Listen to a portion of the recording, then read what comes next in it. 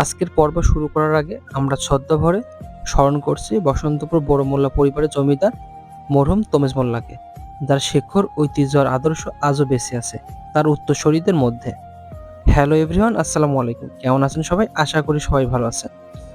স্বপ্নের দিগন্তের পক্ষ থেকে দেশ ও প্রবাসে থাকা সকল প্রিয় দর্শক, শুভাকাঙ্ক্ষী ও ভালোবাসার মানুষদের জানাই আন্তরিক শুভেচ্ছা ও ভালোবাসা ও কৃতজ্ঞতা। আপনাদের ভালোবাসাতে এগিয়ে যাচ্ছে স্বপ্নের দিগন্ত। আজকের বিশেষ পর্ব বসন্তপুর বড় মোল্লা গোষ্ঠীর সব মুখ এক জায়গা, এক পরিবার, এক বন্ধন, এক ভালোবাসা। আমেরিকার প্রবাসী আমাদের শ্রদ্ধেয় লিপি ফুপু মরহুম গান্ধী মোল্লার বড় কন্যা। তিনি তার প্রিয় মাকে আমেরিকা নিয়ে যাওয়ার আগে গোষ্ঠীর সব সদস্য আত্মীয় স্বজনকে এক প্রেমে একত্রিত করেছেন এবং সবার জন্য একবেলা খাবারের ব্যবস্থা করেছেন। দীর্ঘ সময় পর এভাবে সবাই এক জায়গা হওয়া, এই ভালোবাসা, এই একতা আজকের দিনে সত্যিই খুব কমই দেখা যায়। মা বাবা, ভাই বোন, চাচা চাচি, পোপা পোপো, দাদা দাদি, আত্মীয় স্বজন সবাই আজ একসাথে। এই দৃশ্য শুধু খাবারের নয়, এই দৃশ্য হৃদয়ের। এই মহৎ আয়োজনের জন্য আমরা কৃতজ্ঞতা ও ধন্যবাদ জানাই লিপি ফুপুকে, যিনি শুধু একবেলা খাবার দেননি, তিনি সবাইকে একসাথে বসার সুযোগ করে দিয়েছেন। আর গোষ্ঠীর আমরা যারা ছিলাম ভাই চাচারা, আমরা সবাই ভালোবাসার সঙ্গে খাবার পরিবেশনের দায়িত্ব পালন করেছি। এমন মানবিক মানুষ, এমন ঐক্যবদ্ধ গোষ্ঠী আমাদের সমাজে আরো বেশি প্রয়োজন। আমরা দোয়া করি এই বন্ধন, এই ভালোবাসা প্রতি বছর প্রজন্মের পর প্রজন্ম এভাবে অটুট থাকুক।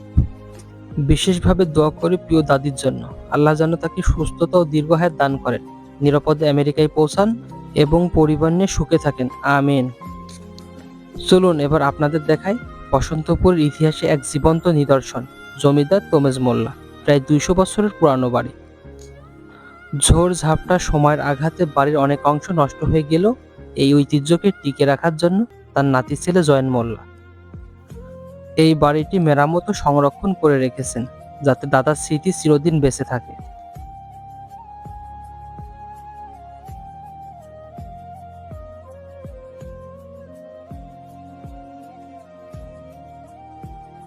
আমাদের গোষ্ঠীর উদ্দেশ্যে একটাই কথা, আমরা যেন শুধু সুখের সময় একসাথে না থাকি, অভাবের সময়ও যেন কাঁধে কাঁধ মিলিয়ে দাঁড়াই।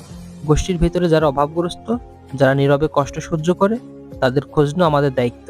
বিপদ আপদে পাশে দাঁড়ানোই একটা গোষ্ঠীর আসল পরিচয়।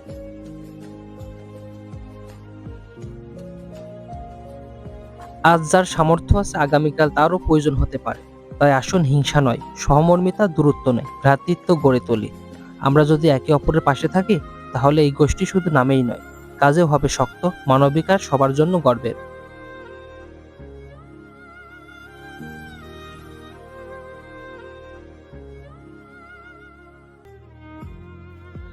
এই ভিডিওটি যদি আপনাদের ভালো লেগে থাকে তাহলে অবশ্যই লাইক, কমেন্ট ও শেয়ার করবেন। এমন মানবিক গল্প, পারিবারিক ঐক্য আর গ্রাম বাংলার ঐতিহ্য দেখতে স্বপ্নের দিগন্ত পেজে ফলো দিন এবং ইউটিউব চ্যানেলটি সাবস্ক্রাইব করে পাশে থাকুন। সবাই ভালো থাকবেন, সুস্থ থাকবেন। আল্লাহ হাফেজ।